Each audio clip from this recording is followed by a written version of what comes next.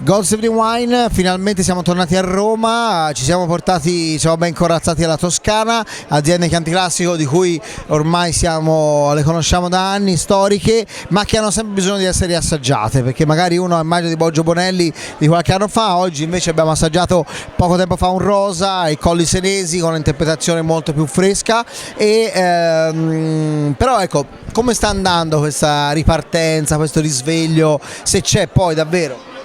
Ma direi, Andrea, il risveglio c'è sicuramente, sicuramente a dei ritmi non importanti, ma perdonami la ripetizione, è importante vederlo perché dà fiducia. Sono una serie di fattori che tutti insieme creano fiducia nei clienti. Anche questo evento qui è importante che ci sia, ovviamente con il rispetto in termini di sicurezza, però è importante che si esca, è importante che si viva l'autovom, che si sia fuori casa. Siamo stati più di 12 mesi in casa, ovviamente rispettando quello che ci è stato chiesto, però è giusto che ci siano questi eventi ed è giusto respirarli, percepirli.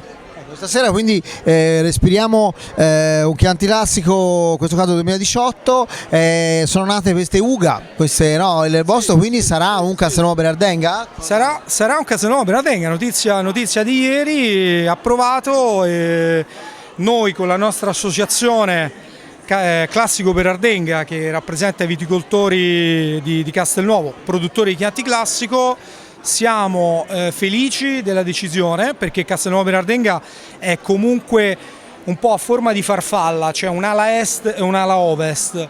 Però ha delle caratteristiche comuni, proviamo a dirle così. Assolutamente.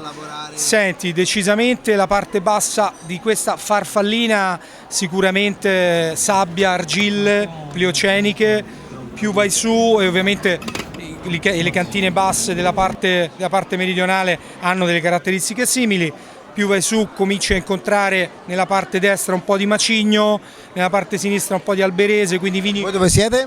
Noi siamo nella parte più bassa, sabbia, argilla. Grandi profumi, grande intensità, quasi stordenti. Ecco, questo già nel Chianti Classico, invece ecco nel Poggio Assai, che un tempo l'avremmo chiamato Super Tuscan, sì. Oggi negli Stati Uniti li chiamano ancora così. Noi come li vogliamo chiamare presentandoli a Roma? Io ti direi, perché ci hanno un po' influenzato queste etichette date da giornalisti stranieri, ma sono d'accordo con te, non chiamiamoli Super Tuscan, chiamiamoli